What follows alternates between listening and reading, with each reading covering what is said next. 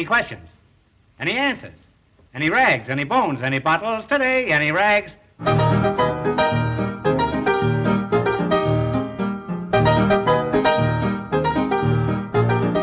Welcome to the Marx Brothers Council podcast, episode 8, Gentlemen, ? This is a very special episode, and we'll tell you why, but let's meet your hosts. First, he blew over from the Windy City to the American Northeast with a song in his heart and a Cubs cap on his head. Pop culture vulture, history detective, media manipulator, world-class kibitzer, and the author of 0 vegan cookbooks, Mr. Bob Gassell. Hi, everybody. Hi, Noah. Hi, Matthew. I hope I could live up to all that. Next up, from the other side of the Atlantic auction, the darling of the Somerset Smart Set, the Bath Matt, the Englishman who went up a hill and came down with double pneumonia.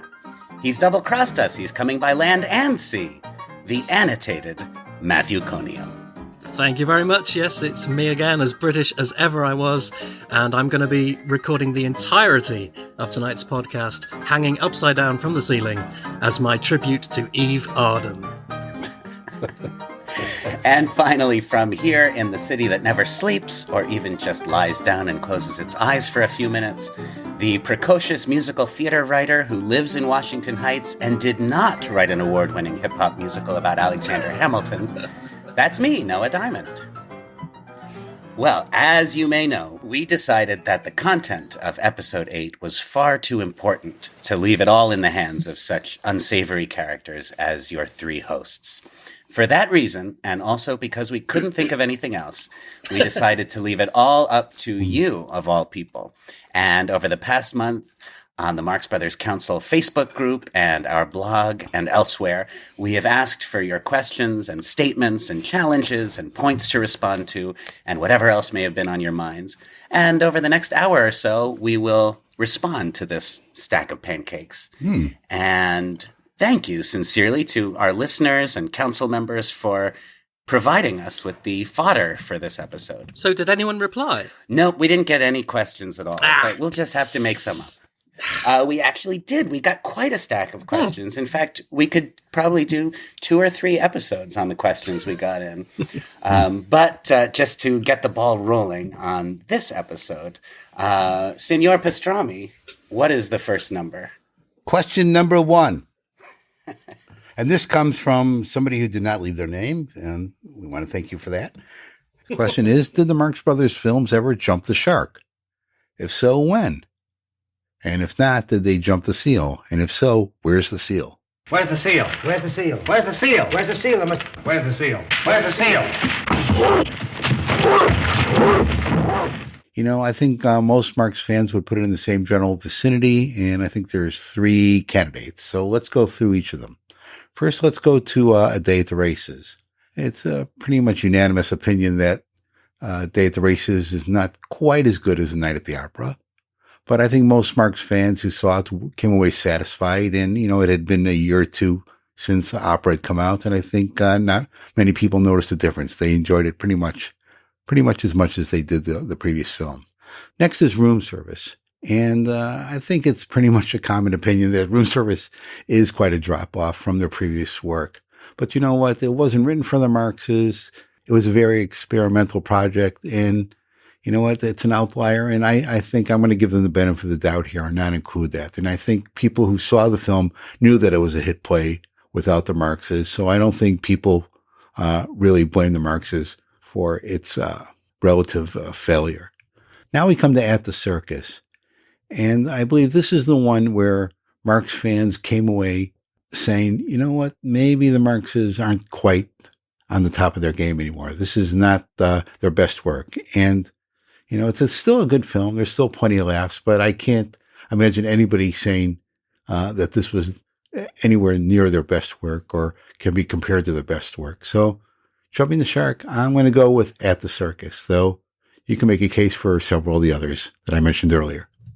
And maybe we should say, just for anyone who may not know the expression, Jump the Shark refers to the 5th season premiere of Happy Days in 1977, in which Henry Winkler, as Fonzie, water skied over a shark. And it was thought that that was the moment when Happy Days strayed so far from its original premise and essence that it was no longer really the show everyone signed on for. In that sense, it's interesting. It would suggest that to jump the shark is to do something so uncharacteristic that you have ceded your identity. You've sort of given up the thing that made the fans love you in the first place. What about you, Matthew? Yeah, I mean, I wouldn't think so much in terms of specific films or specific moments. I think there are lines that stick in the memory as signposts, towards oblivion. That noise you can hear, by the way, is Bob Gassell eating a chocolate brownie, unwrapping a chocolate brownie, and there he is enjoying it. Don't you wish you were enjoying one too? But yes, so lines like, there goes our last chance of helping those kids, or the wonderful one in At the Circus, yours truly, who could certainly use the money for Jeff. But I think the first one that really hits you, I think, is In a Day at the Races, which is when Maureen O'Sullivan looks at Groucho and says, "Silly." I think that's the turning point, I think. And of course, there are going to be some people who will say Night at the Opera is the moment the Marxists jump the shark. And while I could sort of understand that mindset of people who are married to the Paramount attitude, the fact is that A Night at the Opera was just a total success by every measurable standard. And the Marxists and Thalberg totally succeeded in everything they were trying to do with the film. So it's hard to criticize the accomplishment. The moments in A Night at the Opera that might be candidates would be things like Groucho getting kicked down the stairs or the park bench scene. But I don't know. It's interesting because the term jumping the shark, it seems to imply a certain outrageousness, like having to reach so far for new ideas that you stray into just the absurd. That's what happened in the case of Happy Days. But the Marx Brothers, in a sense, built their entire career on jumping the shark. It's almost when they stopped jumping the shark, isn't it? Yeah, that's right. Yeah.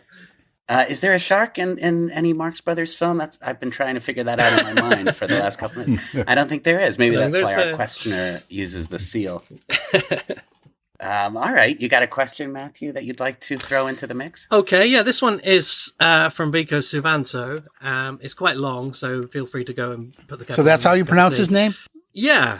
Vico. Oh. What, Vico or Suvanto? Certainly okay. Vico. He told me that to my face. I met the man. And I said, "Is it Vico or Vico?" And he said, "Vico." So it is Vico. Oh. And I assume it's Suvanto. And he says, "Here's my question, or rather questions, to all three of you." So listen up. How constant and unchanged has your love for the Marx Brothers been since you discovered the team and fell in love with them? Have there been moments or longer periods where you thought that maybe they weren't as funny as you once thought them to be? Or have you ever put them aside for other pursuits, so that, for example, a year would have passed without watching a single Marx Brothers film or giving much thought to them?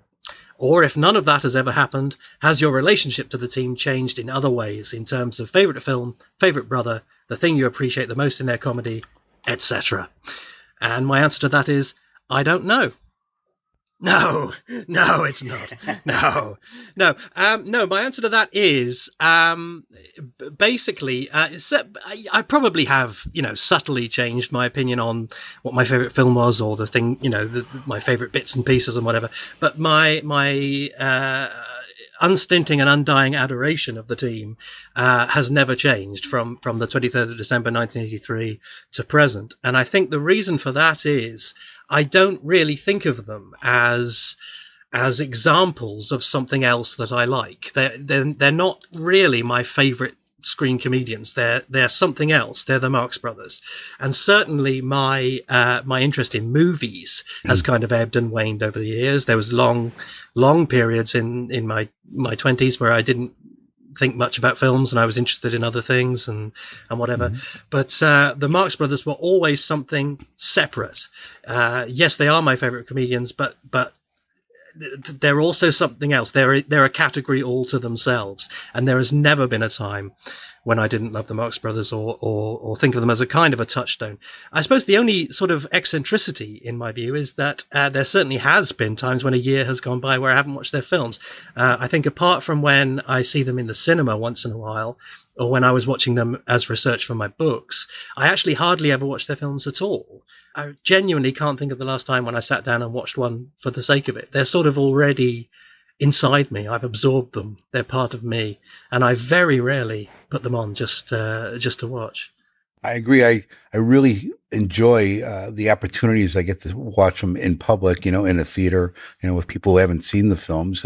I like doing backyard screenings, and a lot of times we'll have a lot of kids that haven't seen the films before. And even when you know the lines, even when you know what's happening, it's just a thrill to watch with other fans and with people watching them for the first time. Yeah, I don't think, since the age of 12, I don't think I've gone a year without watching at least one Marx Brothers movie, probably more than that.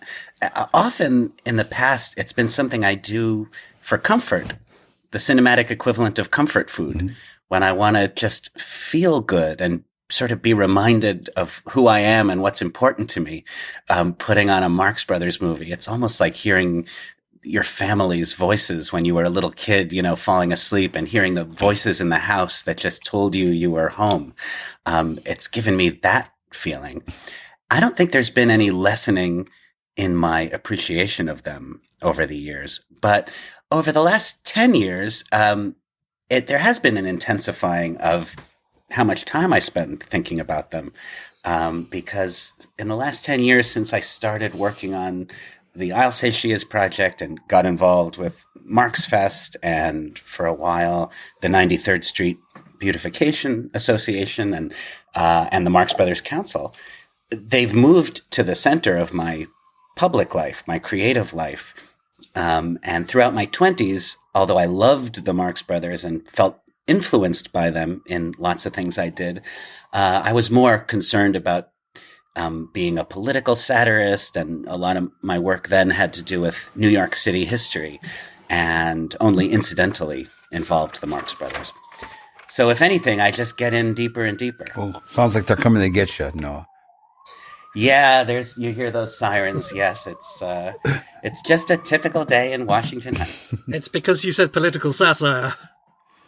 Yeah, that's right. They heard you. My name is on a list somewhere. They heard you. I find myself acting as a student of the Marx Brothers these days, oftentimes more than as a fan. And because of that, I end up watching some of the films that I don't care for so much. I guess that's because I'm trying to look for what the problem was and what went wrong. And as I'm learning more and more about these films, I could actually go back and study, the lines and the directing and say, oh yeah, here's where the missteps were. I used to live with the guy when I was a kid. My other friend who liked the Marx Brothers, who's my oldest friend and my best man at my wedding.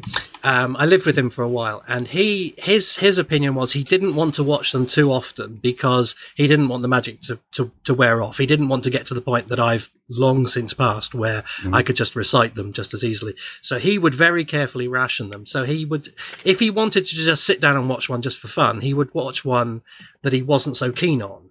And in actual fact, we used to watch Go West a lot. We watched Go West over and over again together because that was the one that didn't matter. It just didn't matter if that one got spoiled through overuse. So we used to just sit and watch that film a great deal. So that's why I'm so familiar with that film, is because we used to watch it a hell of a lot as just as a kind of a late evening relaxation. Isn't that interesting? All three of us have a version of that syndrome, because I find if I watch their lesser movies, sometimes I wind up laughing more because I don't know those movies as well. All those years where I would just put the Marx Brothers on in order to feel at home, of course I would put on one of my favorites. And so those, the first 5-6 films are the ones I've seen over and over and over again. Whereas The Big Store, if I put it on, there are gags in it that I don't remember and that can take me by surprise. Yeah, and that's why Night in Casablanca is so sacred to me, because it's the only one that I really, really like that I don't know what the next line is going to be every time. I've only seen it a few times, and it's literally the only one that I can't just recite along with it, that I really rate. This next question is from Bob Hunt. Bob Hunt asks, does anyone else see the influence of the Marx Brothers on Harvey Kurtzman's Mad, the original comic book, which itself influenced generations of humorists in various genres? As an example, when viewing the cigar interrogation scene in At the Circus, and Harpo extends a foot into the frame with a long lighted match, I cannot help but think of mad artist Will Elder's penchant for cramming the comic book frame with surreal gags. Yeah, it's absolutely true. I think there's a very obvious influence of the Marx Brothers on Mad Comics and also on Mad Magazine, into which Mad Comics evolved. And yeah, that's very astute. That is a very Will Elder kind of gag, just the foot in the corner of the frame with the lighted match. But even beyond that, I think Mad Magazine was the second place where I ever encountered the Marx Brothers. I knew them first from Joe Adamson's book, which was on my parents' shelves when I was a very small child. But then I think I was maybe 8 years old when my father decided I was ready for Mad Magazine, and the Marx Brothers popped up a lot in those pages. Sometimes they'd be like hidden in a crowd scene, or in Dave Berg's comics in Mad Magazine, which were called The Lighter Side of ... Mm-hmm. There's a character named Mr. Kaputnik who Roger. always was, his doctor was Groucho, basically, a Groucho caricature. And there's something about the mad mentality that is very much of a piece with Marxism. And Art Spiegelman, who was a disciple of Harvey Kurtzman and who was profoundly influenced by Mad Comics, he characterized the Mad ethos as the adult world is lying to you, and we at Mad are part of that adult world. And that's also a very good description of the Marx Brothers ethos. Mm-hmm. You know, it's all a big swindle, and we're part of it. Who are you going to believe, me or your own eyes? All right. Well, Bob, if you reached into your bag of questions, what would you come up with now? Okay, here's one. This is a good one. Which Marx Brothers movie, apart from those that began as stage productions, which would make the best play/musical? Well, that one's fairly easy for me. I would go with Duck Soup. I think that would make a great stage production. You know, Monkey Business and Horse Feathers have quite a bit of movement and action, and you know, they could have been adapted, but I think Duck Soup would have worked really good on the stage. You know, the opening scene is obviously very stage bound, and there's not a lot of physical action that couldn't be reproduced on stage. And the ending, I think, could have worked very well in a Broadway show. So Duck Soup's the one for me. Yeah, I agree with you, Bob. I think Monkey Business might be a runner-up for me. And as we discussed in our previous episode, the idea of seeing that very first scene with the captain in front of the curtain, and then having the curtain open on a fully realized set of the cargo hold with the barrels and the singing, that would be beautiful. Mm-hmm. But I think I would by a hair choose Duck Soup. And I think when we talk about Animal Crackers and Coconuts as being very static, and Monkey Business, Horse Feathers, and Duck Soup as having all this cinematic movement, we're discussing them in 1930s terms. Today, of course, you know, the average Broadway musical is much more cinematic now than Monkey Business is. Mm-hmm. And that's been going on since Rodgers and Hammerstein in the 40s, stage pieces that have cinematic techniques and the stage equivalent of wipes and dissolves and short scenes in many locations. So there's no longer any of that kind of barrier to mm-hmm. what would make a good stage piece versus a film. Nevertheless, Duck Soup, you know, Stephen Sondheim says you shouldn't adapt a work unless you think you can improve it. And Duck Soup does have a lot of room for improvement in the specific areas that you would have to work on to turn it into a stage piece. And there's so much great source material. You know, you could bring in material from the Cracked Ice mm-hmm. screenplay, mm-hmm. and you could also raid the Flywheel scripts, which of course they did for the screenplay of Duck Soup. You could just take more flywheel stuff, and beef up some of those dialogue scenes in Duck Soup. And you could also interpolate lots of Kelmar and Ruby songs and really give it a score. And of course they have the built-in big production numbers already. Yeah, you could reinstate Keep On Doing What You're Doing. Mm-hmm. The Big Bad Wolf. Yeah, you could put that back in. I think they should have turned Room Service into a play. Oh, surely not. No, I'm being silly. Now, how about Love Happy? How about you get rid of all that Harpo stuff? I want to see that show, don't you? With the Marilyn Monroe show? The Sadie Thompson number and that guy tap dancing. I want to see that show. No, Duck Soup. Yes, I agree. Duck Soup is the answer. Yes. All right. By 3-0, the motion passes. Duck Soup. Okay, this one is from Jack Lechner or Lechner or Lachner. I'm not sure what, but he says what non-Marx screen comedy team comes the closest to scratching the unique itch that only Primo Marx can scratch. And I certainly endorse the use of the word unique there, because the basic, the simple, short answer is nobody. Exactly. The itch is a unique one. I can't think of anybody that comes close to fully scratching that itch. I think if you strip it down to constituent parts, I would say that probably Wheeler and Woolsey come closest to giving you the atmosphere of a Marx film. If you just love that particular feeling that you get from watching a Marx Brothers movie, the Wheeler and Woolsey films from around the same era sort of give you a good reproduction of that. In terms of their uniqueness of the humor, the wit, the sophistication, I think nobody has ever come close, with the exception of Fields. I think Fields, with his brilliant combination of characterization and social observation and absurd humor, is your best bet there.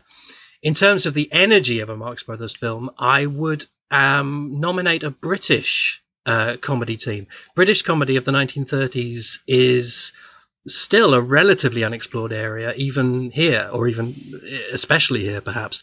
But it's peopled with really, really great comedians, people like George Formby Jr., Arthur Askey, Will Hay, or in this case, the Crazy Gang, who were a sextet, rather interestingly comprised of 3 double acts.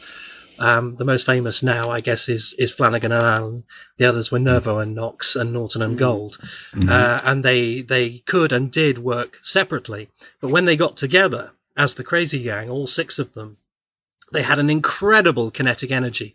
And in particular, there's a film called OK for Sound, which is from 1937, I think, more or less plotless. It's a series of review sketches, basically, but the thread is the 6 of them wangle their way into a film studio and cause chaos there. And when all 6 of them are going at it together, you get something of the energy of the Marx Brothers in Monkey Business on board the ship. That incredible breathless energy, I think. So if you could put the Crazy Gang, Wheeler and Woolsey, and W.C. Fields together, you'd get a vague approximation of the magic of the Marx Brothers. No one's going to say Rowan and Martin? No.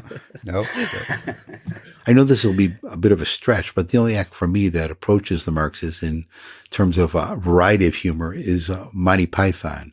I think they're able to do puns, silly walks, sharp satire, physical humor, and they're able to weave it and blend it and go back and forth. And it's really quite remarkable.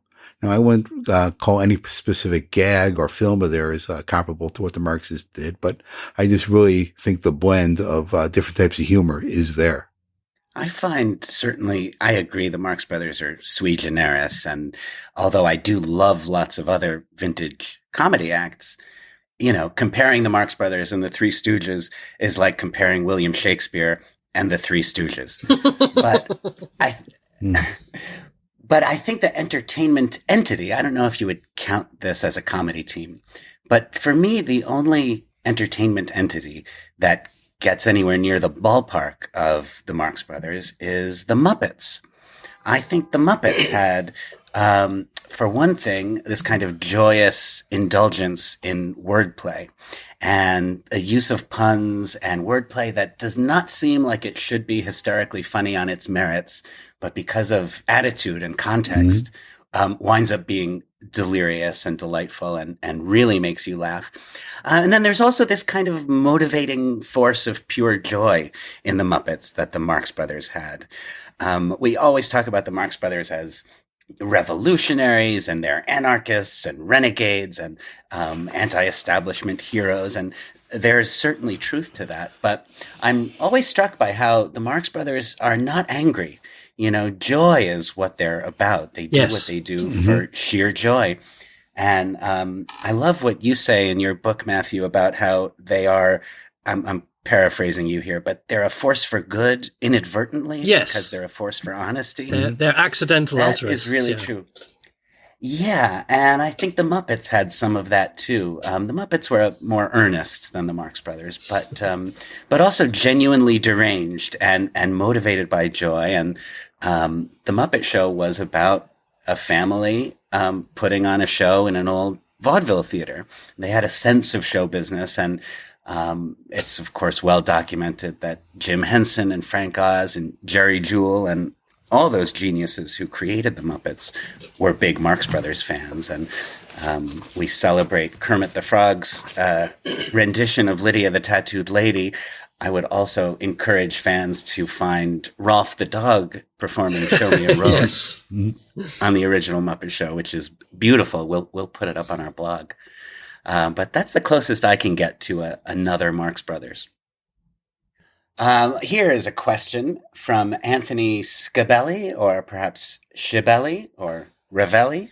What's everyone's thoughts on the books that Groucho wrote? Yeah, the question of Groucho's prose output is interesting to me. I think Groucho was an excellent and very funny writer, and none of the other things I'm about to say are meant to diminish that. I love his books. I love his essays. I've read them all many times. I think Groucho, we all know that he aspired to be accepted as a writer. Adam Gopnik has said, he's the most brilliant performer in the world, and the poor guy just wanted to be a writer.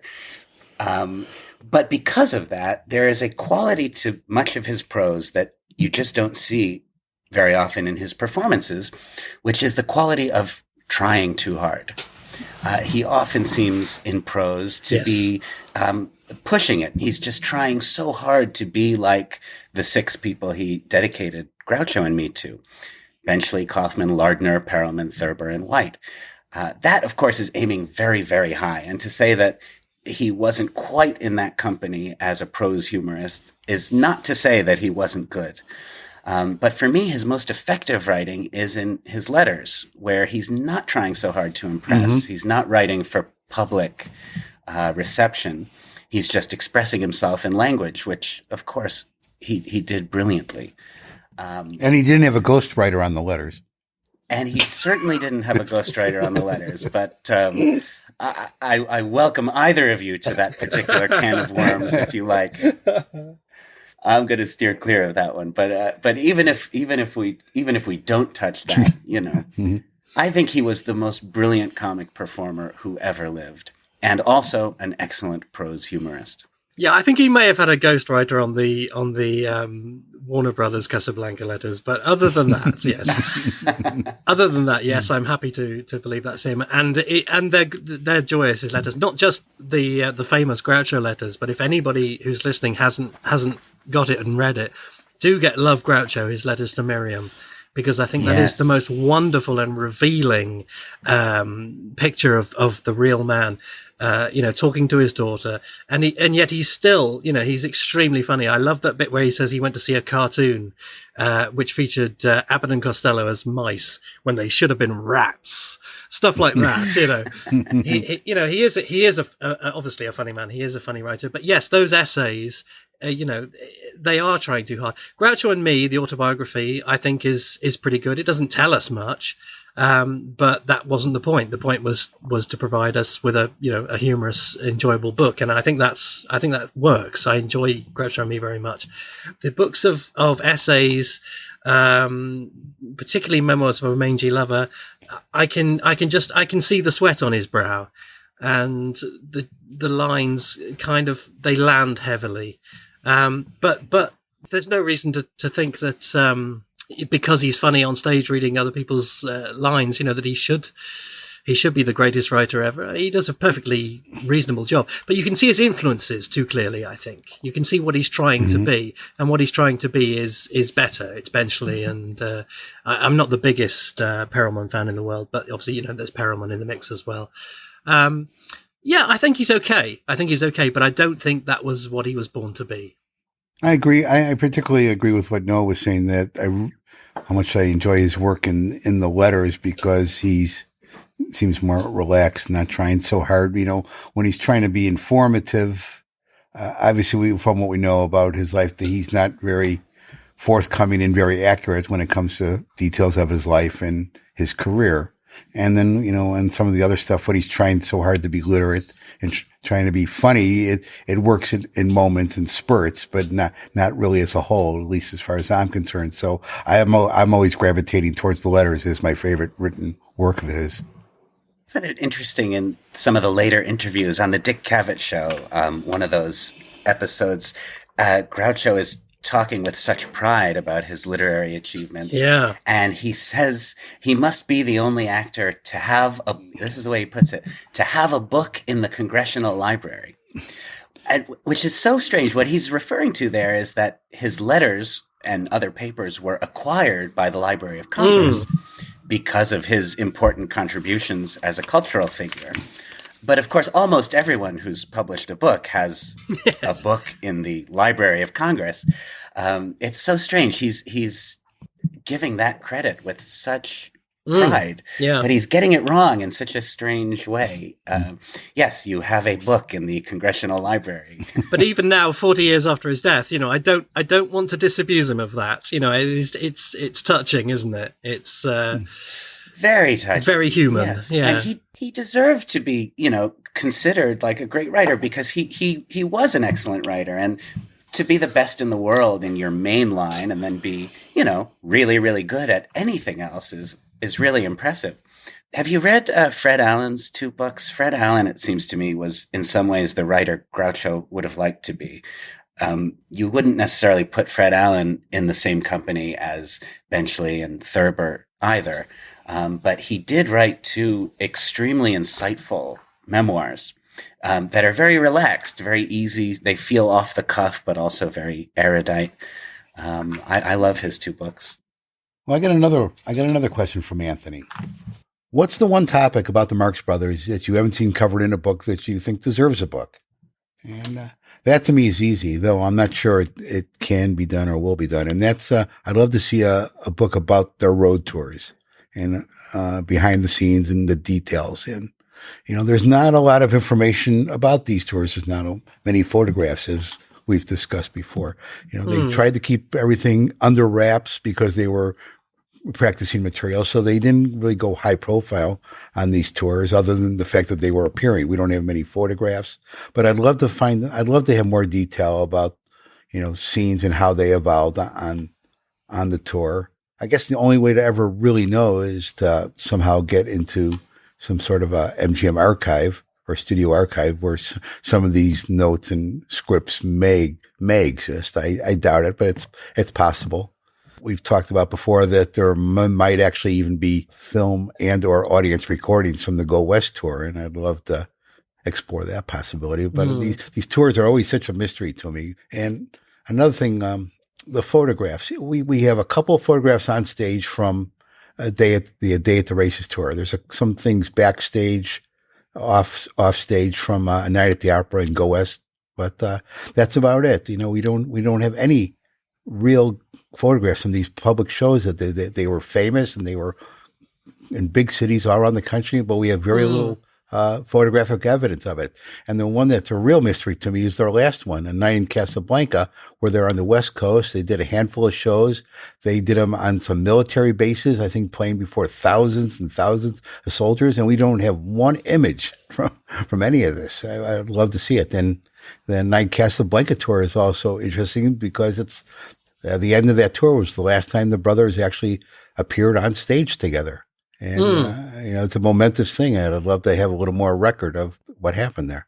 Yeah, I completely agree. That's a good answer. Yeah, it's particularly the Day at the Races tour. I think I would like to know more about, because that one, as I understand it, was sort of launched before the script was finished. In Night of the Opera, I think they had already had a basic idea of what they were doing, and then they toured selected scenes from it. But my understanding is that with the Day at the Races, they had the comedy scenes, the comic chunks, the sketches, and they toured those and perfected those, and then went back and turned it into a script, which is a much more interesting and difficult, I would imagine, way of doing it.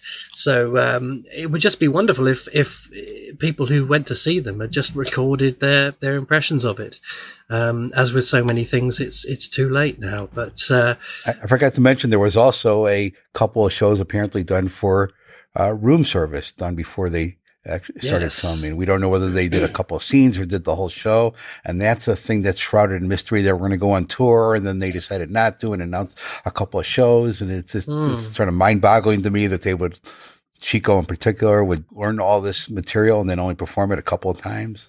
And there's an interesting thing as well, isn't there? In Love, Groucho, where Groucho is talking to Miriam, he says that the Casablanca tour was useful because it enabled Chico to learn the lines. He said if it wasn't for the tour, Chico would never have been able to do it, basically, to make the movie. It was only via the tour that he was able to get the lines into his head, which was very, very interesting observation to make, I think. Do you guys think that there actually is enough material here to get a book? Do you think there is a lot of uncovered stuff? Yeah, I think buried so. Yeah, somewhere? Definitely. There's a book on Laurel and Hardy's UK tours by A.J. Marriott, which is extremely good. There's a book on the Hollywood Caravan, which I understand I haven't got it, but I believe it's extremely good.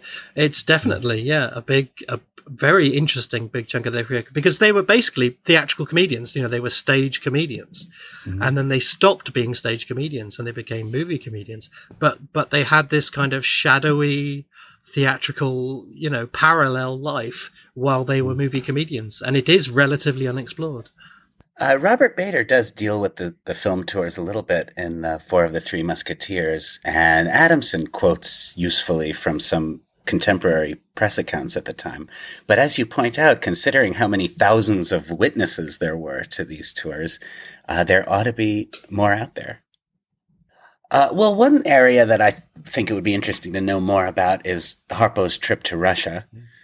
We have the outlines of that, and I know there have been, over the years, at least a couple of proposed dramatic projects based on that. But there must be research available. There must be, information available from the government about Harpo's little mission. And that would be interesting. It would be a way to tell a story about the Marx Brothers that's also about something else. Not just the spy mission that Harpo was given, but also his experience in Russia.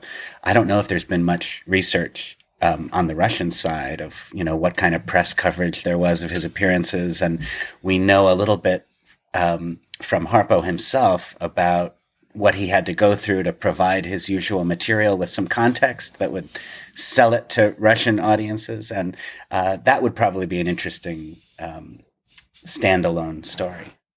Yeah, I would just say that it's beyond research. It's not possible to achieve now. But the book we're missing, obviously, is Chico's autobiography. Unfortunately, we know Chico only through other people's impressions of him, and what could be more useless than that? I mean, obviously, Maxine's book is a vital piece in the jigsaw, but it's obvious that there is so much more to Chico. He's such a complicated character, this mathematical prodigy, this incredible mind who sort of almost deliberately frittered away all his gifts on Trivial Pursuits, not on Trivial Pursuit. How forthcoming would he have been, actually, though? Well, you think he really would have? Who knows? But I mean, even if he just lived long enough to be on the Dick Cavett show, I'd settle for that. Mm-hmm. But these little glimpses that we sometimes get, like that he collected books about animals, that he was really interested in wild animals and collected books about them. These strange little sides to him that we never get. All we hear about is gambling and womanizing, and being a profligate wastrel. And of course, that's a huge part of him, probably the most huge part of him. But there must have been more to him than that. And the dogs and roller skating. Yeah. Yes. So that's what I really long for, is just the chance to hear Chico put his side of the story. Just whatever it may be, however vague or insubstantial it may be. I just want to hear his voice. I just want to hear him telling the story. I think even an in-depth analysis of Chico's work as a comedian would be interesting. He does tend to get overshadowed, not just in the films, but in the discussion of the films. And, any kind of study of the Marx Brothers that focused on Chico would be sort of novel and interesting. Yeah, because at his best, in their best films, he really is an integral part. I mean, it's obvious that at MGM, it's not so much that they sort of jettison him. It's more that they don't understand him. They don't know what to do with him. But in Paramount, he really is an equal part, and very, very funny. And he's absent from the historiography, isn't he? So what's the story with the Zeppo book that somebody was working on? Is that ever going to happen, or did they get abandoned? It got abandoned, I think, partly because there just wasn't quite enough there for a book, but also because the really interesting stuff about him is still sealed, isn't it? There are interesting government reports on him and his activities that are still inaccessible, I believe is the case. Is that right? Am I right? I think that is right. And I should know offhand. I can't think of the name of the man. He's a member of the council. Michael J.C. Taylor. That's the one. Yeah.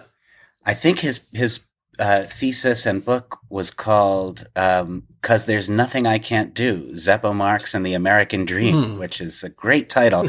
Takes its main title from the theatrical agency scene. I'm a fine for guys like you, 'cause there's nothing I can't do. I'd be happy to just read that title several times.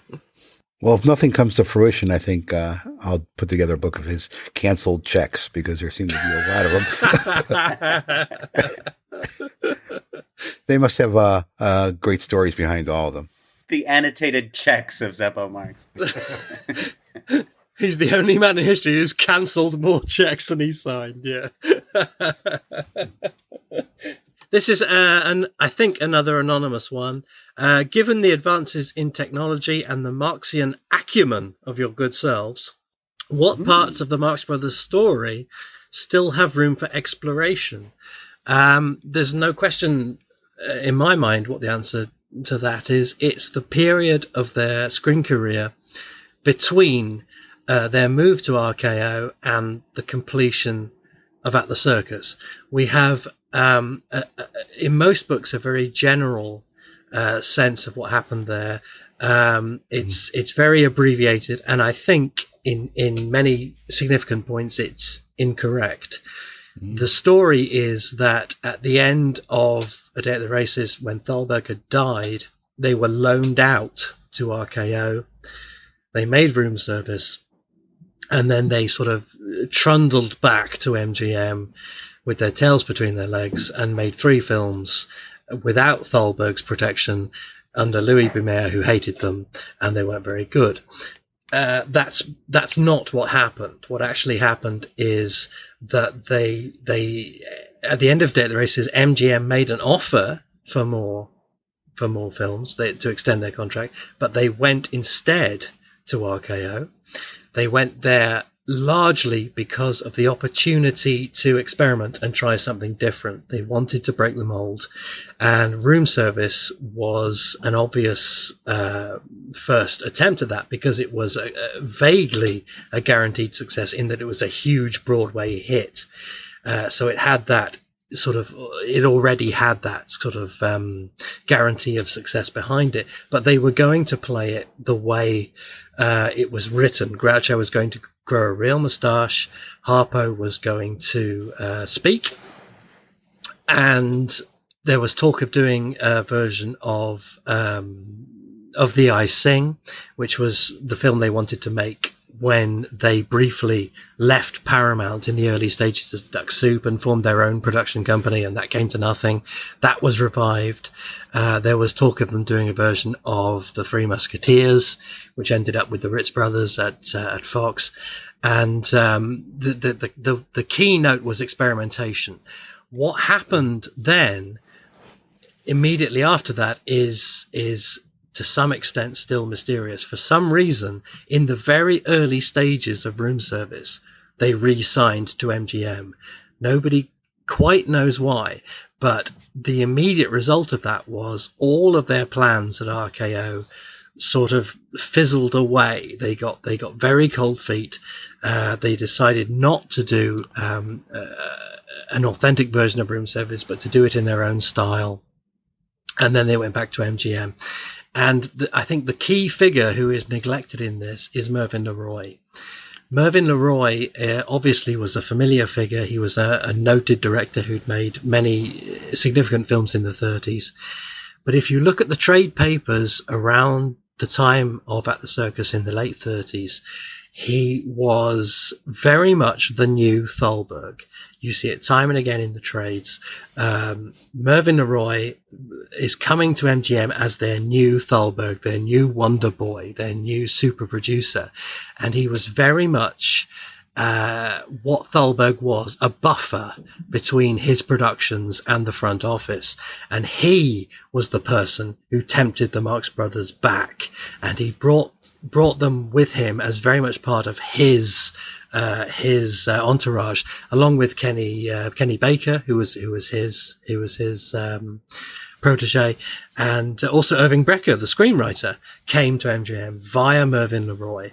And so the Marx Brothers came back to MGM absolutely on the same terms that they went there the first time, as a kind of a prestige act who was insulated from the front office by a star producer.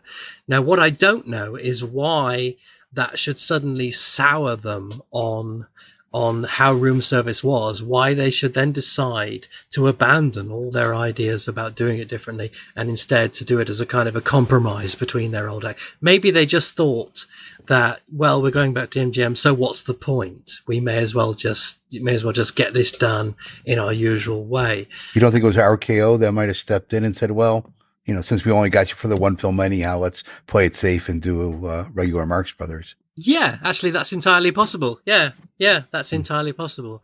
But nonetheless, when they went back to MGM, they didn't feel any sense of, we're kind of slinking back to Louis B. Mayer. Unfortunately, what happened was that Mervyn LeRoy decided that he wasn't cut out for the job, and the story is that it was the experience of producing The Wizard of Oz. It was so difficult and it was so tiring that he just thought, this isn't for me. I want to just go back to being a director. So it was at that point, after At the Circus, that they were sort of abandoned to MGM's disinterest. And I'd just love to know more about that period. I'd like to see the letters. I'd like to see the cables. Yeah. I'd like to see the letters from MGM to RKO to Mervyn LeRoy to, It's funny you bring up Wizard of Oz, because there are a couple of contemporary notes that sort of jokingly refer to the Marx Brothers being involved with the Wizard of Oz. And I wonder whether there was ever any talk a little more serious than that. Like Harpo as the Scarecrow and Chico as the Tin Man and Groucho as the Lion or something? Yeah. That would be an interesting concept. I mean, we don't really have, there are times when projects like that were proposed, putting them into the Three Musketeers and things like that, but it never quite happened. I guess glimpses of Groucho as Napoleon or Harpo as Paul Revere, as close as we ever got to them sort of taking on classic roles. Mm-hmm. But I have heard on more than one occasion people talk about a Marx Brothers Christmas Carol with Groucho as Scrooge and, the other brothers playing, I guess, various ghosts or, that I don't know how true that would be to the spirit of the Marx Brothers. I've never heard of that. It's a fun game. I mean, you can kind of imagine Groucho as Scrooge, certainly.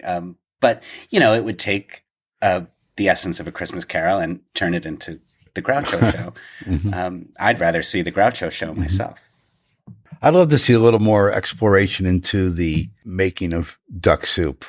We've seen the film analyze from here to there and everywhere, but the making of it seems like a fascinating story from when it was conceived to the Marx Brothers leaving the studio and other comedians supposedly being put into it, and the director shuffle and ending up with McCary and the reshoots. It just seems like there was a lot more meat there than in any film prior to that. It's to me the most interesting thing of their Paramount years, the most interesting story. You could start Matthew's proposed book that way. I mean, you could start with Duck Soup and take it up to A Night at the Opera, the Marx Brothers in transition. Well, this one, I feel like it was intended for me. It's an anonymous question, and you'll know why, because it's so incendiary. But it is, what bits from I'll Say She Is turned up in future films? None. That's an excellent question. There were none. Anonymous. Yes, none at all. It had no influence on the career which followed. It was a point, and anyone who even considered reviving it must be a fool.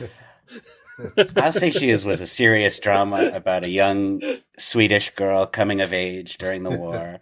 And, oh no, of course. I'm being silly.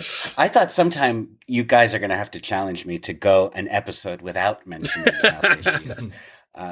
But it's not to be this one. You got the theatrical agency scene, which was written by Herman Timberg for On the Mezzanine and lived on into I'll Say She Is and was filmed, as we all know, in 1931 at Paramount. And within that scene, there's the Harpo and Chico fighting bit, which resurfaces in Coconuts and Animal Crackers, and also the succession of impressions, which happens in Monkey Business. There's a poker game in I'll Say She Is, and many incidental gags from that scene wind up in the bridge scene in Animal Crackers, including Harpo's unique way of shuffling cards, unique and ineffective way of shuffling cards, and wetting the wrong thumb and disposing of a card he doesn't like, and all of that. Also, the cut the cards gag from Horse Feathers is in the poker I scene. didn't know that. I'll Say She Is. Mm-hmm. Yeah. And as is typical of the Johnstone typescript, there's no action described, but the typescript gives Chico the line, "Cut the cards. What's the matter? You spoil the cards like that." So you have to imagine, but I'm pretty sure that was the gag. The Napoleon scene, of course, has many descendants as a basic premise. Almost every Marx Brothers movie has a scene of running in and out of a room, avoiding each other, or hiding from an officious authority figure, sometimes with a woman in the mix.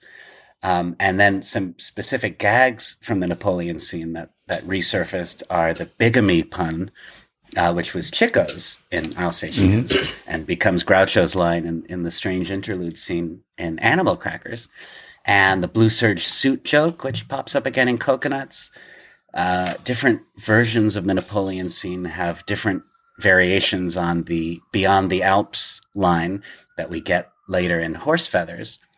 Also the specific exchange, "Did he go? Who? Anybody," is in both the Napoleon scene and in the adjacent hotel rooms sequence in Coconuts.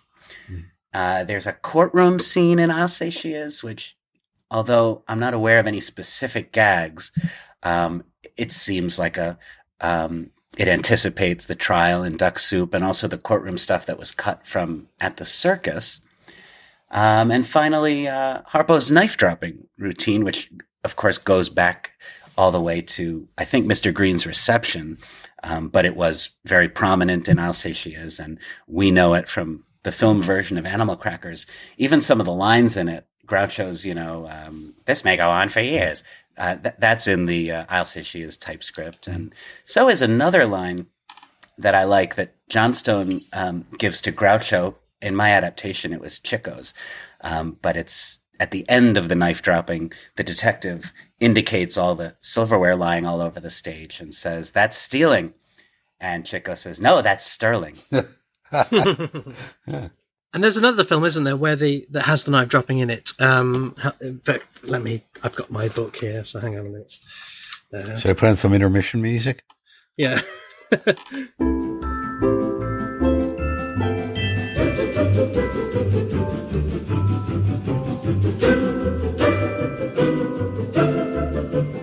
you know what? I can't find it. But there's another film that features the knife dropping prior to Coconuts being made, and the review of it in Variety says it's a Marx Brothers bit. Oh, I see. From I'll Say She Is.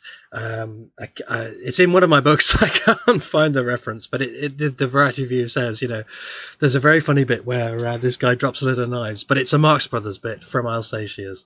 Maybe it's in the Mummy book. Did you check in there? It could be. It might be in my Jane Austen book. I'm not sure. That's right. I had forgotten that. I thought you meant another Marx Brothers movie. Yes. Do you remember if that film exists? I think it exists. Shall we just put it on pause and I will find it? Hold on.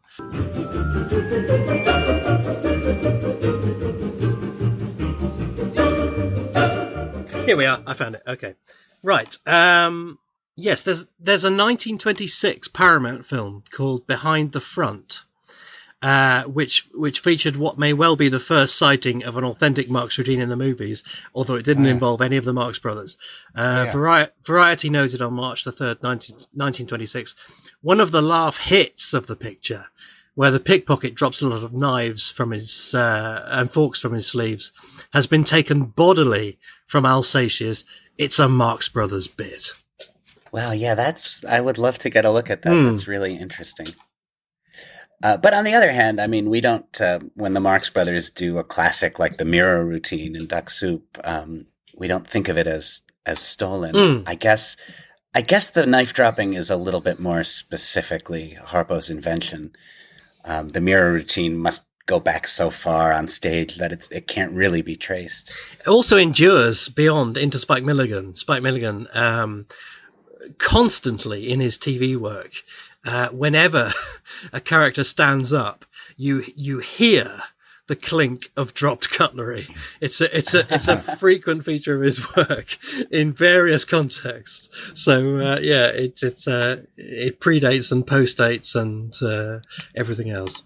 I love Harpo in his book when he talks about the party that was thrown for him at the Algonquin on the night I'll Say She Is closed in New York. And he went to see his friends and be received as a conquering hero. And FPA went to shake hands with Harpo, and a knife dropped out of FPA's sleeve and clattered to the floor. And Harpo said that's when he knew he was accepted. So I got a question here from the wonderful Scott Saturnay. He says, "You finally have gotten that time machine to work, but it will only be good for one trip. Which of their stage shows do you see?" Well, this one I was all over the place on. I'd love to see them at their peak in Animal Crackers. I'd love to see, some of their the road tours, as I've talked about. But I finally came down on, I'd love to be at the moment where they hit it big. That first performance of I'll Say She Is that Alexander Woollcott reviewed, that opening, that's the moment they hit it big. That's the moment their careers changed. And that's the show I'd love to see. They were young, they were hungry, and they got recognized by the world at that moment, and that's the one. Yeah, that would be my answer too. I'm sure it will surprise nobody to hear that. That would be my choice. But since it is such an obvious answer, and since you've already answered it so well, Bob, I will just throw in that I'll Say She Is notwithstanding. It really would be interesting to see Home Again, and I think Home Again was the summary of everything that had come before.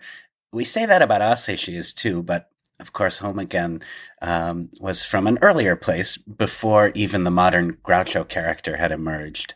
And I think, the notion of bringing Aussage back was possible only because it featured the very familiar Marx Brothers. And it's much harder to get a handle on what exactly they were like on stage, On the Mezzanine, pre-1920s. And I'm sure if we were able to see Home Again or Mr. Green's Reception, we would recognize all kinds of familiar dynamics and familiar material. And Harpo and Chico probably were essentially playing the characters we know. But it would be great to have something other than S.J. Perelman's description to know what that vaudeville tabloid was like. Yeah, you're both right. I mean, you've both given the right answer. But I hear the words time machine, and I just see the word selfishness. I'd love to kill Hitler. I'd love to cure cancer, but I just want to sit in the stalls watching Animal Crackers. I want to look across at Robert Benchley and exchange a smile, and that'll do for me. That's nice, and there's no reason why you couldn't go kill Hitler after the show. I don't think I would choose it if I had one shot at a time machine, but I'm curious about Cinderella Girl. We know so little about what that was. Yeah. And that really was the first Marx Brothers musical that was not a vaudeville tabloid. And Uncle Al directed it, and Gus Kahn was partially responsible for writing it. So it does have this kind of Marx Brothers genesis to it. I'm curious about what that was and how close. We really don't know anything about it, about what their roles were like or what the scenario was. It's often been, I guess, theorized that the Cinderella backward sequence in Alsace had some connection to it, but I'm not convinced of that because there were similar Cinderella bits in earlier Johnstone reviews, and I think that's the more likely genesis of Cinderella backwards. So that's one that, just because it's such an unknown entity, it would be interesting to see what it was. And Humoresque, like to sit and watch Humoresque with those kids in that screening that Chico arranged in the absolutely undeniable Groucho account of the version. Yeah. Well, how about being there when Zeppo filled in for Groucho in Chicago and a Crackers? That would be a good one. Or when Harpo and Chico switched roles on one of the tours. That story that Maxine has told. I want to see Groucho dressed as Napoleon, stuck in that traffic. I want to see it. It would be interesting to see when Harpo played banjo in The Man Who Came to Dinner. Actually, I'd love to see Groucho in 20th Century in 1934. I'd love to see that, because that was his first sort of... After joining the Brothers, that was his first attempt at stepping out, and apparently it was a great success. So yes, I would love to see that. Oh, I think this goes back a couple of questions, but wasn't there a proposed project with Groucho as Sherlock Holmes? Yes, twice. That came up twice. Yeah. Was it going to be a series of films after Love Happy, or between Nine Casablanca and Love Happy, where Groucho was going to be a detective? Lester Cowan announced a series of films where he was going to be a detective, yes, but there were also two attempts to present him as Sherlock Holmes. One with Chico and Harper involved as well, and then the other more seriously was proposed by Kaufman as a play, and that was genuinely considered, and they decided that there wasn't enough there to create a show with. But an interesting idea.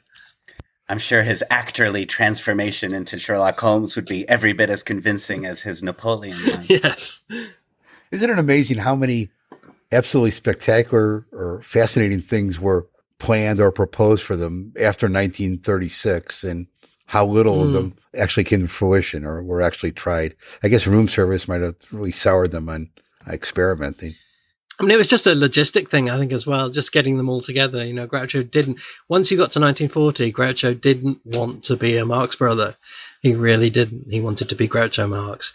And all these ideas, the things that did happened for reasons, that were beyond just them choosing to happen, both Night in Casablanca and Love Happy.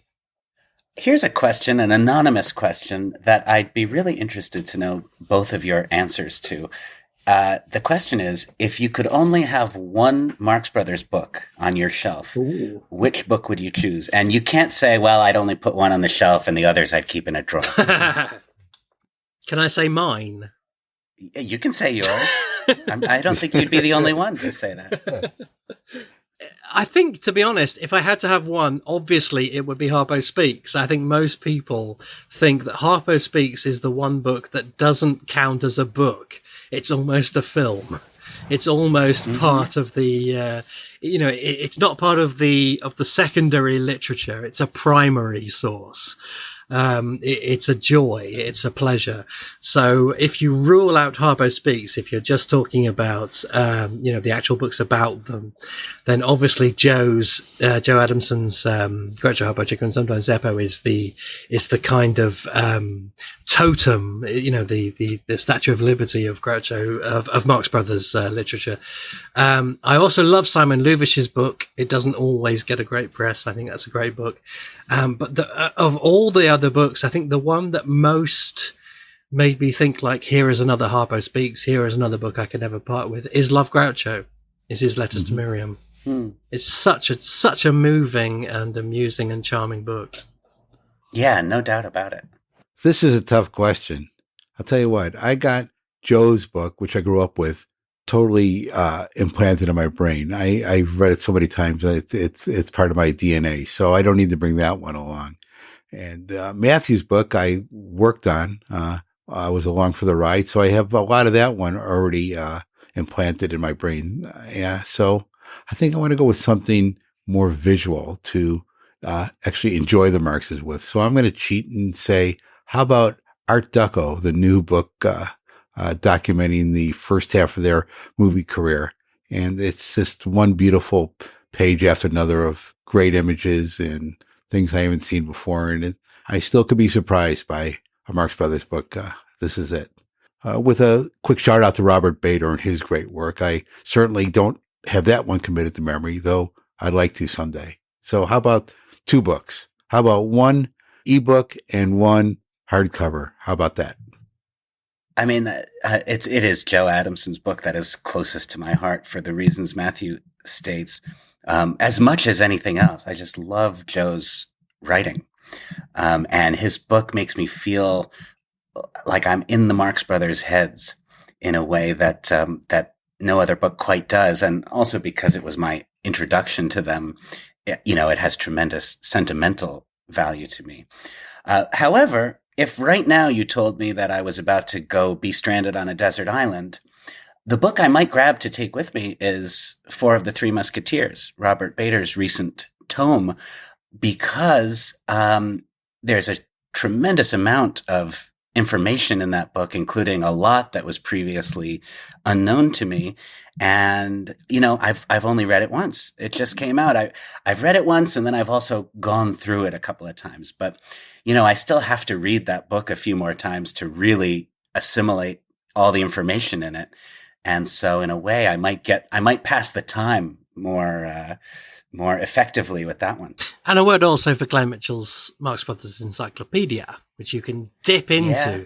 There's nothing quite like a book you could dip into anywhere and just find something interesting. I love that first edition. Yep, that's the one. It's funny because not only are later editions have more in them, but also he told me that it was only later on that he realized that the first edition had a load of stuff cut out of it by the publishers that he didn't realize. He handed the manuscript in and they just cut chunks out just for reasons of space. And obviously no one sits and reads their own book from cover to cover. So he just didn't notice. But there's just something about that first edition. It's got a beautiful cover. It's got a beautiful font. You just want to kind of jump into it and wallow and sink your fangs into it in a way that, you don't in the later editions. So yeah, the first edition is the one for me. Does it have the best font of any Marx book, would you say? Of any book ever written, yeah. And mine, I'm pleased to say, is signed by Glenn in his trademark minuscule handwriting. I've never seen anyone sign a book with such small writing. You have to get a magnifying glass to see his name. Here's a question that was asked sarcastically, but I'm going to answer it seriously. This is by our friend Eric Grayson. Oh, Eric Grayson. No, this is Eric Grayson who writes, do you think the Marx Brothers movies should be released in color at 16:9 so hipsters will watch them? And I'm going to say, yes. Yes. Yes. Yes. And right now, Eric is swearing at the podcast. He's throwing his iPod on the floor, and he's like, God damn those guys. But... But when to me, it's all about the performance, about the Marxes. As a film historian, obviously you want to see it as intended in black and white. But to see the Marxes perform, if it's well colorized and it looks nice, it's fine with me. And if it gets a few more people to watch it, that's fine with me. It's and it's a film that I've seen 100 times, and maybe to give it a little different spice, sure, why not see it in color? The 16:9 I'm not sure of. I'm not sure it could be done, so I'll give them that one. But a nice colorized version of a Marx Brothers film I have no problem with. Yep, I don't care. I do not care. I mean, my personal aesthetics are that I love black and white and I love a square screen, but that's just me. The point is the jokes. The point is the comedy. I can't think of any way you could spoil that by colorizing it or doing whatever the hell you want with it. I do not care. To be honest, I don't really believe that it would make a difference. To be honest, to kind of new audiences, I'm not sure that that's true. A lot of peers will say it's not as they intended. Well, they were not shot and edited with the intention of being watched by two people in a living room. So if the jokes are there. If the performances are there, if the songs are there, so it's fine with me. It is also undeniably true that the Marx Brothers didn't make their movies in black and white as an aesthetic choice. If there had been color films, surely they would have made them in color. But, I will say, I have been, showing Marx Brothers movies to children and teenagers since I was a child. And I do it all the time. I'm always trying to get young people interested. And in my experience anyway, I've never once heard a young person express any kind of dislike for black and white movies or old movies. As far as I know, it's entirely something that older people say about younger people. So many people have said that to me as though I'm of a tender age, which I'm really not anymore. But, oh, it's so great that people care about this. Just try getting young people to watch black and white movies. And I always think, well, I have tried and I've succeeded every single time. I think young people are open-minded about that stuff. And especially, in Mr. Grayson's tongue-in-cheek use of the word hipsters, release them in color at 16:9 so hipsters will watch them. But I don't know. Don't you think the vintage cachet of a creaky black and white movie would be more appealing to hipsters? They're constantly growing 19th century mustaches and things like that. I think the antique quality of these films is a selling point for many young people. And as in my experience, there's never been a barrier to entry around the apparent age of absolutely film. When I lived in London, my local cinema, the Phoenix in East Finchley, put on a Saturday morning show of Laurel and Hardy silent shorts for children only, children and their parents or guardians only. And I got into it. I sneaked into it because the woman I worked for at that time, her grandson was obsessed with Laurel and Hardy, and I said, "Oh, I really want to see this film. Can I be his guardian?" So I got into this film. He was about 4 years old, and I said to her, "What do you think it is about him that he likes Laurel and Hardy so much?" And she stopped and thought, and she said, "I think it's the black and white. He doesn't see that anywhere else." So it's not a barrier. It's a point of interest, right? But I don't care. I agree with Bob. It's all about the jokes. I don't care. Another thing to consider is for fans like us, the colorization will never work no matter how well it's done because it's always going to be in our minds. We're always going to be aware of it. It'll be in our consciousness. How well is this done? How believable is this? It's all good and well.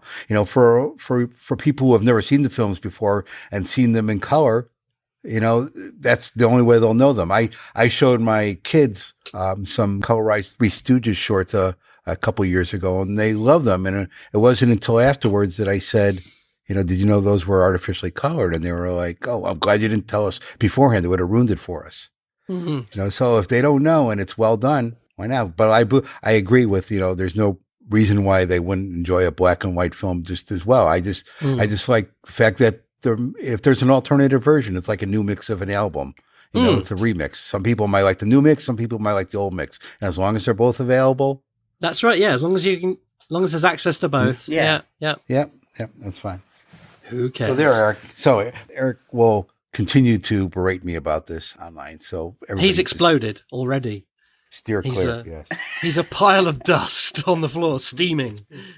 And as far as the widescreen goes, I could see that there are some, the films were a lot more square in aspect ratio back in the 30s than they were later on, even before widescreen. But in the 30s, they were a lot more square. And there might be some scenes that might not work. I'm not sure the mirror scene would work in widescreen. You might be cutting off the feet and the head. So I love square. I love pan and scan. Were they a comedy team? Isn't it true that we're already looking at somewhat cropped versions of the films on home apparently video? Judging by the credit sequences? Yeah, they're square almost, the credit sequences. Somewhere I've seen a comparison of stills, I think, of the Waya Duck scene in Coconuts, showing how much more of the table you could see in the original framing compared to the way we're used to seeing. And it's much funnier when you can see all the table. Yes, you can really appreciate how wet that map is. Yes. It's just that there's no point unless you can see the whole table. Well, what do we got left? There's still some chosen questions. Yet another one from Anthony Schibelli, or Frigilli. It's very prolific guy. He says, given the need and the opportunity... Do you want that in the letter? Do you think Chico and Harpo could have successfully modified their personae the same way that Groucho did in the 50s for You Bet Your Life? Which is interesting. I think... Good question. The answer is yes, they could have.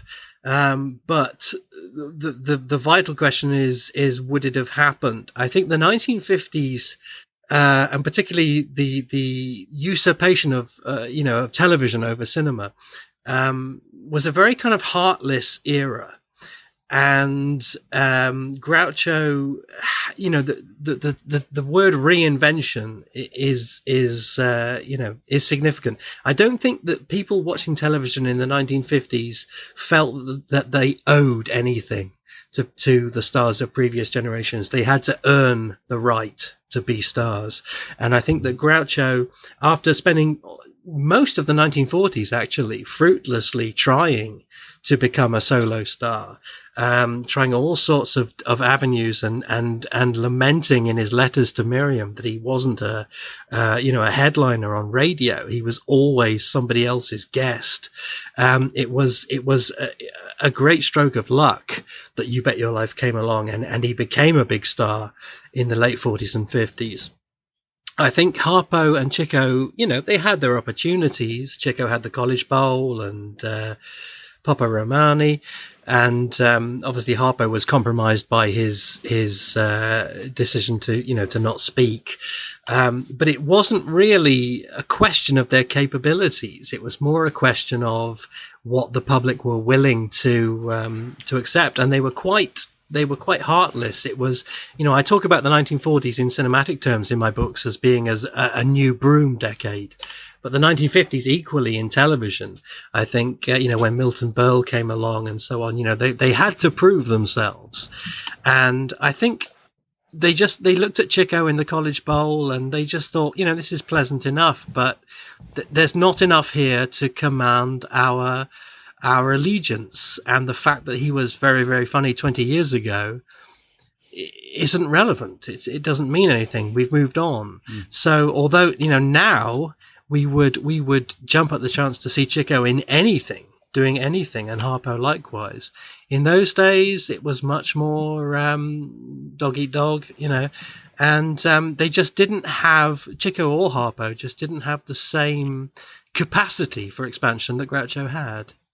Yeah, and the fact that Chico in particular was so married to his costume, his vintage costume, yes, that hurt him because he was basically always a cartoon character. He couldn't. Well, do you think he could have played a contemporary Italian guy in the 1950s? Would that have even worked? Well, that's kind of what Papa Romani, I guess, isn't it? Which I enjoy. I love Papa Romani. I think it's really nice, but Mm-hmm. The people obviously thought, in a way, that the Chico reinvention had sort of already happened as early as opera and races. Chico is much less the absurdist renegade that he is in the earlier films, and he becomes much more like a sitcom character, an avuncular, charming, just sweet little guy. And that's what he is in the College Bowl and Papa Romani, pretty much. And I think it was feasible. It just wasn't particularly compelling.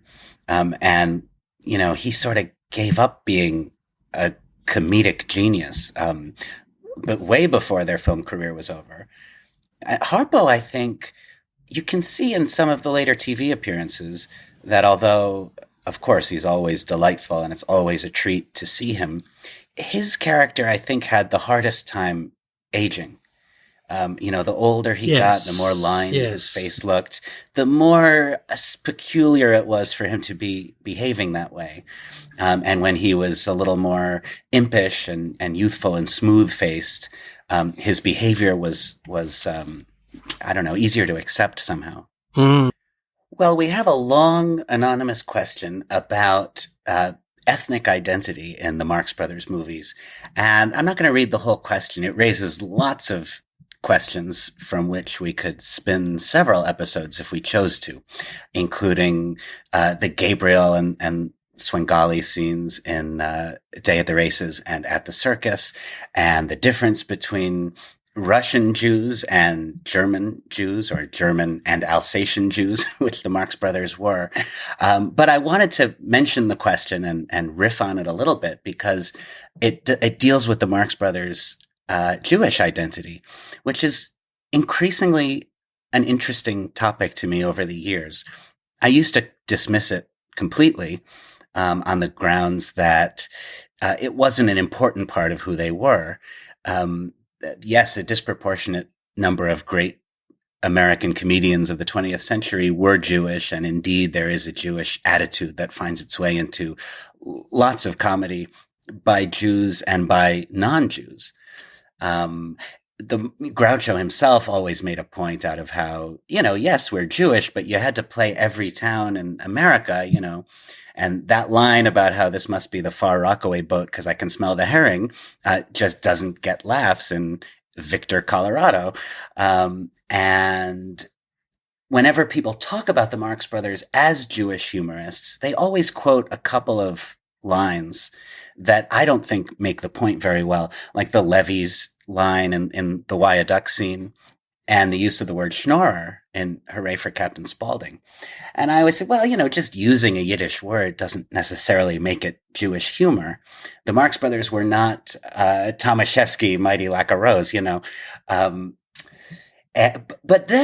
now I think it is significant that the word schnorrer was used in Hooray for Captain Spaulding with the full understanding that the audience would know what it meant and that it would get a laugh. That does tell you something about the culture of at least the Broadway Marx Brothers.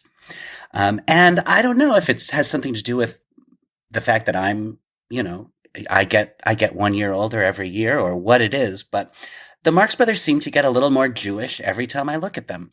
And I see it more and more when I watch them. Not so much in the explicit Jewish references that occasionally find their way into the work, but in other places. Things like, when I came here, I didn't have a nickel in my pocket, and now I have a nickel in my pocket. that does strike me as very, very Jewish. And Groucho's voice, and particularly his accent. We talk a lot about Groucho's delivery and his vocal tone and the quality of his voice, but very rarely about his accent.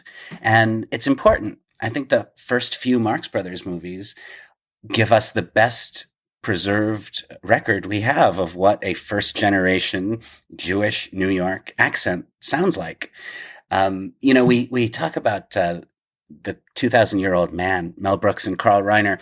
One of the great gifts to the culture of that set of albums is that in Mel Brooks' performance, we have this beautiful document of what a certain kind of New York Jew talked like. Well, the people who talked like that had children who talked like Groucho Marx. And I don't know, I'm not going anywhere with this, but it's interesting. I feel more open to this subject than I used to. And I think, this might also be an answer to the question about unexplored areas of the Marx Brothers. If what could you still write a book about? I think there is something to say about their Jewish identity and the influence on their work of Jewishness. We're not really talking about Judaism here because they weren't religious. But they were indeed Jewish. And I think now, after years of reflection, that their work is more Jewish than I thought it was. Oh, and one more thing on this subject. In At the Circus and Go West, Groucho gives, as we all know, a very different kind of performance. And he doesn't seem as much like the real Groucho. And also in those two films, I think he seems a lot less Jewish and less New York. Exactly. It seems like he's becoming this kind of middle American character. He's turning into Bob Hope. Yeah. Yeah. I think that's a very good point as well that you made about the Schnorrer line, because the format that my book sort of fell into was kind of explaining lost references, and most of them are references that are lost in time. People today don't know who Charlie Ross was. People don't know what the trial of Mary Dugan was. But the Schnorrer joke isn't a joke that's lost in time. It's a joke that's lost in culture. I think Jewish audiences get it now as clearly as they did in 1930. It's everybody else that doesn't. So it's the kind of the shrinking of that aspect of the wider culture. So that's a very significant point, is that the idea that anybody would know what the word Schnorrer meant in 1930 isn't because it was from 1930. It's because something else has changed. In 2015, I did an appearance at the Jewish Museum on Fifth Avenue. It was an hour of unscripted conversation with me as Groucho, being interviewed by a guy named Jens Hoffman, who was director of programs at the museum. And it was really interesting because the audience was not entirely, but largely elderly New York Jews. And the way they responded to Groucho was distinctive. It had a family feeling to it. And when I referred in that conversation to the Far Rockaway joke, it got a sincere laugh from them.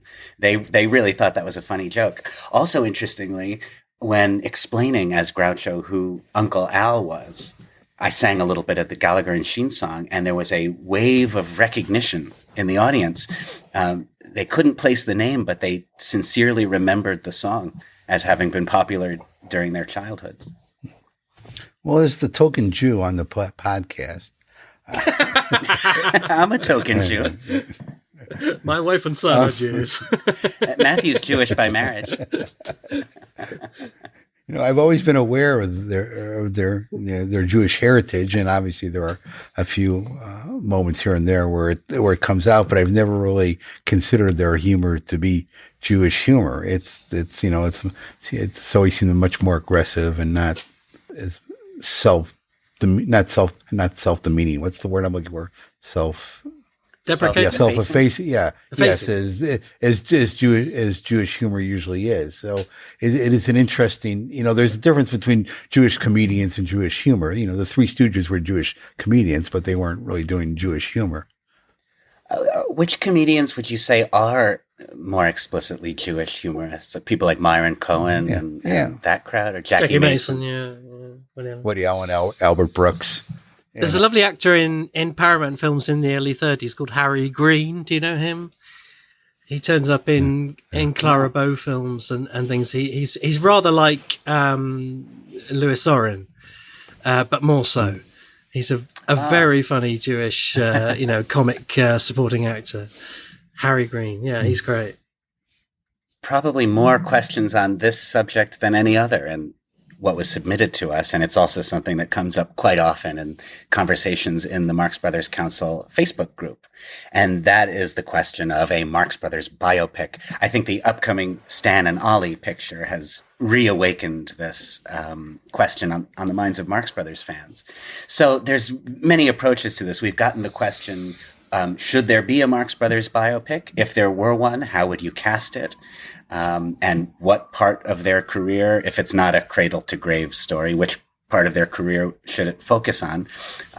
What do you guys think? What's your take on the Marx Brothers biopic? The whole galaxy of questions around this subject. I'm kind of an odd man out on this, because whenever these questions come out, there tends to be sort of basically three positions. One is the person who says it's ridiculous, there's no, this is awful, the film has a scene where they're making monkey business at Christmas when really it was in November, that sort of attitude.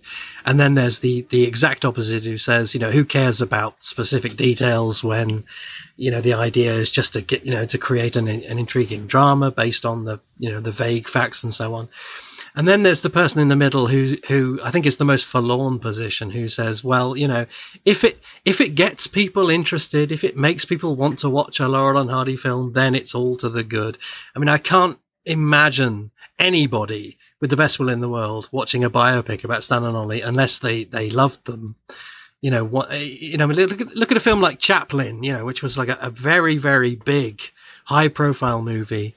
I can imagine lots of people going to that in the same spirit that they went to see Gandhi, by the same director, and coming away thinking, well, that was interesting. There's much more to his life than I realized. What an interesting man. I can't imagine them going out the next day and renting The Gold Rush. I just don't think it works that way. And so my feeling is I'm really not interested. I mean, I've looked at the trailers for Stan and Ollie. It looks pretty awful to me, to be honest, but I could well be wrong. But good, bad, or indifferent, it's just not something that interests me. If I want to know more about a screen comedian or a screen person star, I'd much rather read a book. I don't think that movies are the best way to do that, and I think that they're inevitably compromised. Having said that, the Marx Brothers are the exception. I don't think I could overcome the curiosity of if there was a Marx Brothers biopic out, I would want to see it. And there's no reason why it couldn't be good, on its own terms, for all sorts of reasons. Obviously, the ones that were announced in the 1950s and the 1960s, I would very much like to have seen come to fruition, particularly the 50s one where all five of the brothers were going to appear in a wraparound narrative. Presumably Harpo was going to speak. We would have seen Gummo talking.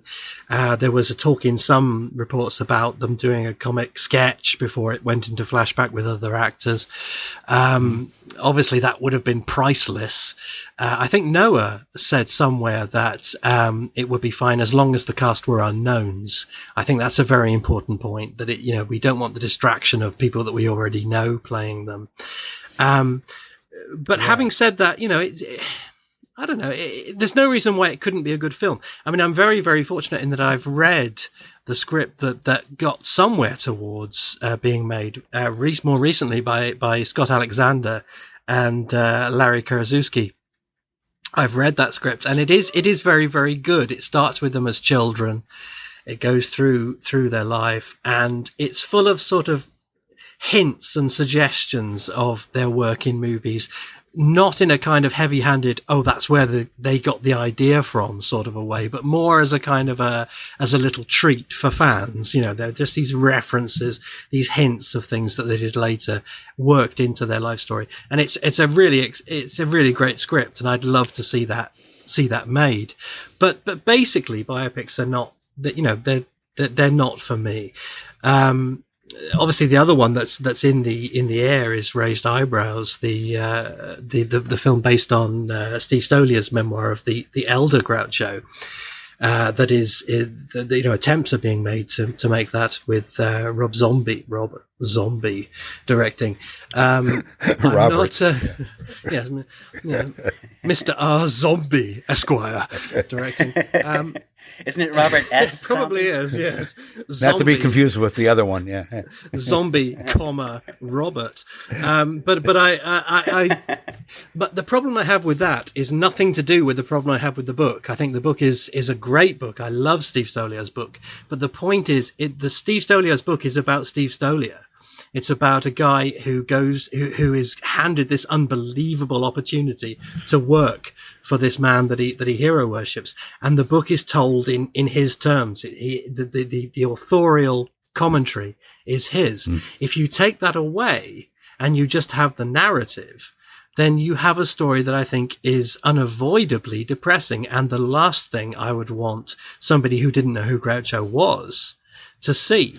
I think it feeds into this idea that if you're going to make a film about a comedian, you start when things start to go wrong for them. You start when their career goes haywire or when they get old, and it's kind of what I call misery porn, and that seems to be the kind of the default.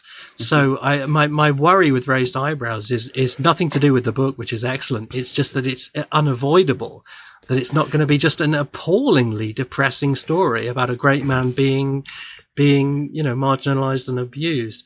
But I'd love to see Scott and Larry's script made. It's great. I'd love to see that. I've always been a bit wary of this because no matter how well a script is or a story is or a director is, you've really got to strike gold on the performer. And, you know, Chaplin did it with Robert Downey Jr., and I think he elevated that film to be better than it actually was because of his performance. Now, to hit 3 strikes of gold to do the Marx Brothers, I think is beyond reasonable expectation. I don't think it can be done. You know, so I don't know whether I want to see the Marxes portrayed actually in their adult life performing.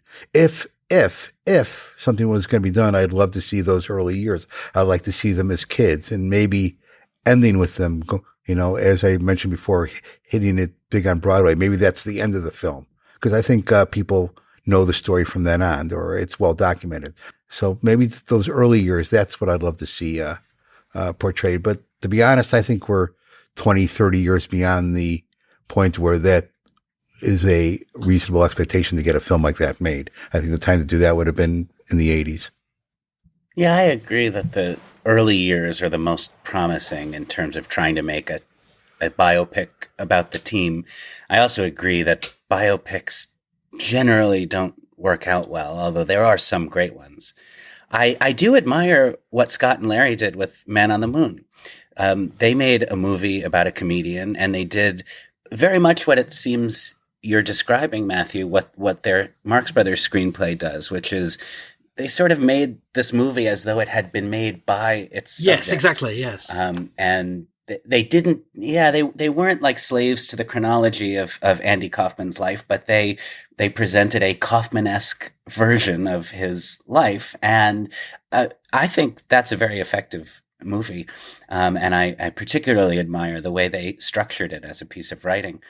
If a Marx Brothers biopic were in the offing, I'd be very excited, especially about the possibility that it might open many more people's eyes to the Marx Brothers and thereby, help the team bring them back to prominence in popular culture and thereby help all of us with our Marx Brothers projects. I would also be scared out of my mind. I would have such trepidation because it would be heartbreaking if there was a Marx Brothers biopic or movie that dealt with them in some way and it wasn't good.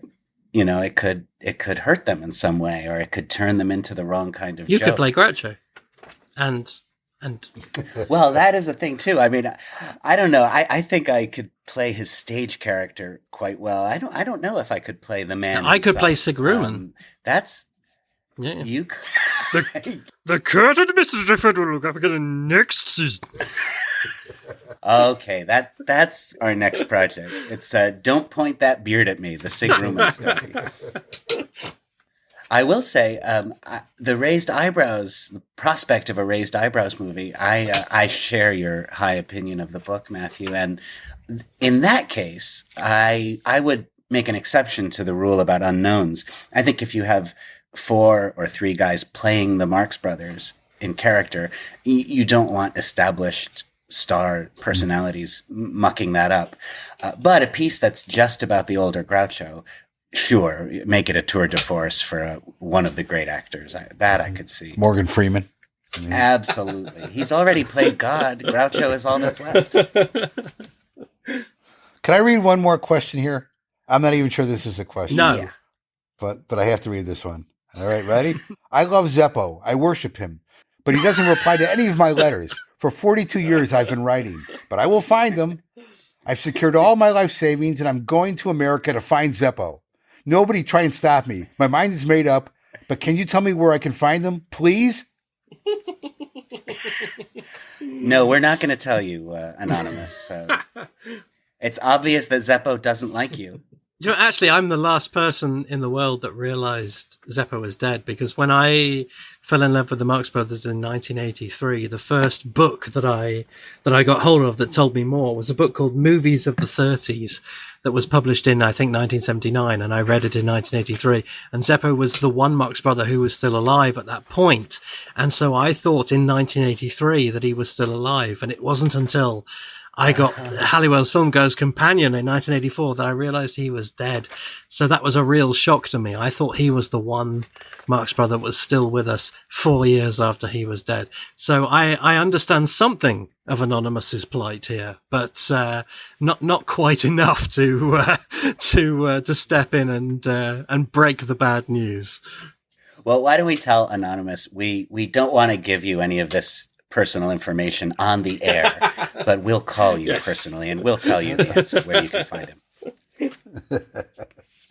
So we got a few other questions here that I'm going to give you 15 seconds combined to answer. Okay, I'm going to run through these. Okay, will a print or negative of Humor Risk ever be found? No. Torres or Todd? What? oh, Torres or Todd? Todd. One of each, please. If Love Happy could have been turned into a bona fide and funny Marx Brothers film, what changes would you have made? Taking Groucho out. The Marx Brothers would be in it. Would it be a terrible idea to make a new Marx Brothers film in the vein of the Farrelly Brothers Three Stooges movie or the Laurel and Hardy Mummy movie? No, it would be the most brilliant idea I've ever come across in my life. I can't imagine how that could fail. Roger Stevenson asks, I would like to hear your favorite scenes after you subjected us to your least favorite in episode number 2. I like the scene in Love Happy where Chico says Tootsie Fruitsy ice cream and walks off licking an ice cream as if mourning his career. That would be the one for me. Strange Interlude, I think, is my favorite scene. For me, it's the bridge scene in Animal Crackers. Okay. Cinco Paul writes, who are the contemporary heirs to the Marx Brothers comedy? I've no idea. Contemporary, yeah. So. It's kind of like what other comedy team comes close. It's funny because I think every comedian is influenced by them, but I don't know that there's any direct heirs. People tend to answer with whoever is the current crazy comedian. The most manic, some years ago, it was Jim Carrey, who was always being compared to them, because he was so high energy. But I don't know. I tell you who I love is Roberto Benigni, the Italian comedian. Before he sort of became a worldwide success with Life is Beautiful. I mean, obviously the Marx Brothers aren't his key influence. He's very Chaplin-esque, he's very Keaton-esque, but he has that craziness, that uninhibited craziness that I don't think I don't think Anglophone cinema really had since the 40s. And the final question. What triggered the Marx's move to Hollywood? Was it that they ran out of Broadway shows, the weather, Chico escaping deaths to the New York mobsters? What?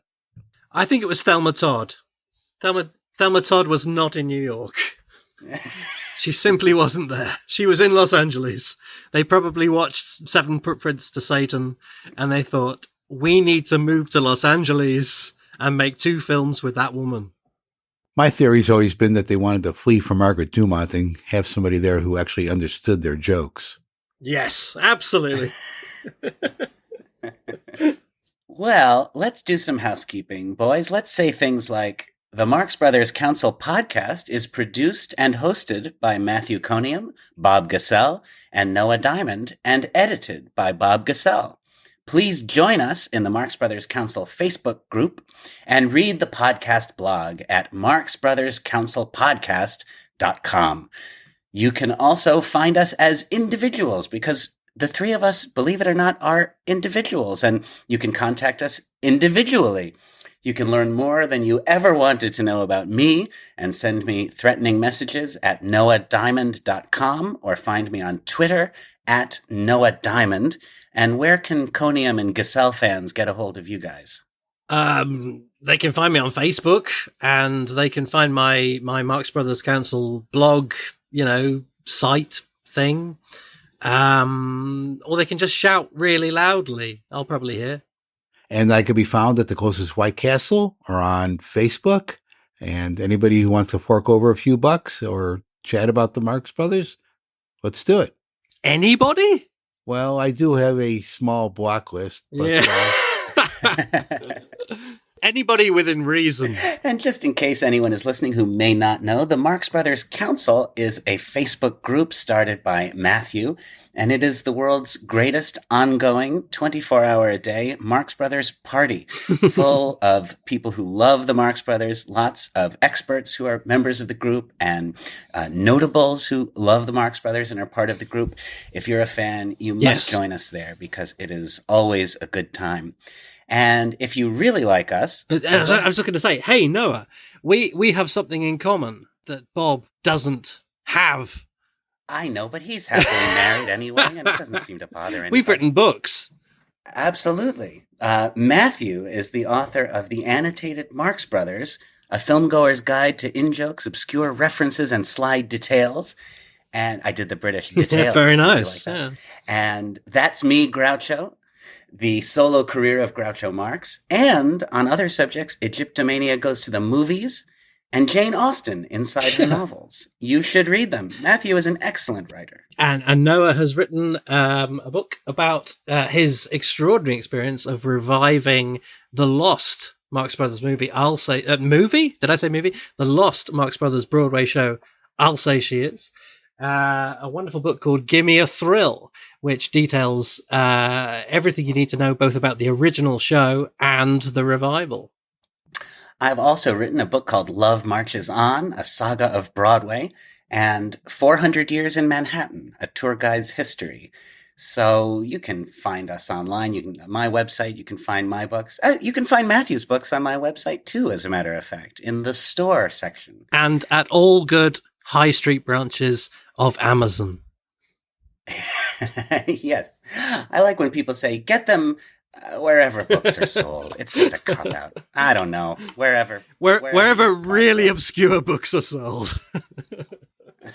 And my only creative Marx Brother endeavor is illegal, so we can't even talk about that. So, but it's good.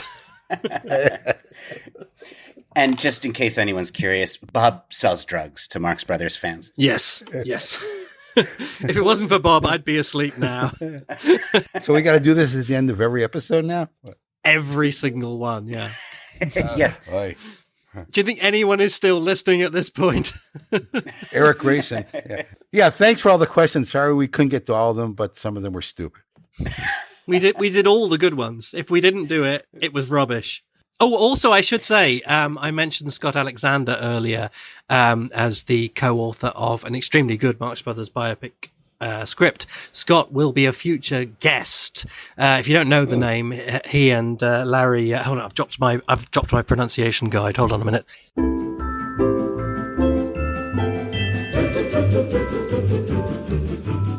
Larry Karaszewski are the authors of, what was that one called? Man in the Moon? Man on the Moon. People are starving. Edward, so they're big deal. Hollywood scriptwriters and directors. Scott Alexander will be a future guest on the Marx Brothers Council podcast. So if you thought this one was a bit of a waste of time, it was kind of three people just kind of rambling, do stick with us because Scott will be a guest very soon.